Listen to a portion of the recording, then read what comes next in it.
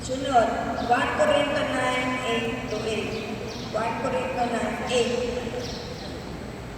Ang sinasabi ko ay hindi nababagay sa kaisipan lamang ng tao. Ganon din ang sinasabi ng kautusan. Sapagkat nasusulat sa kautusan ni Moises, huwag mo pupusalan ang bibig ng baka habang ito'y bumibiig. Ang salita ng Diyos. Salamat sa Diyos. Pwede maliwanag dito.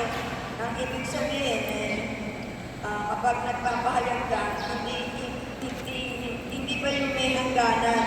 Yung bang nag-iingat kang magsalita dahil baka makasagasa ka ng tao, hindi dapat pusalan. Amen?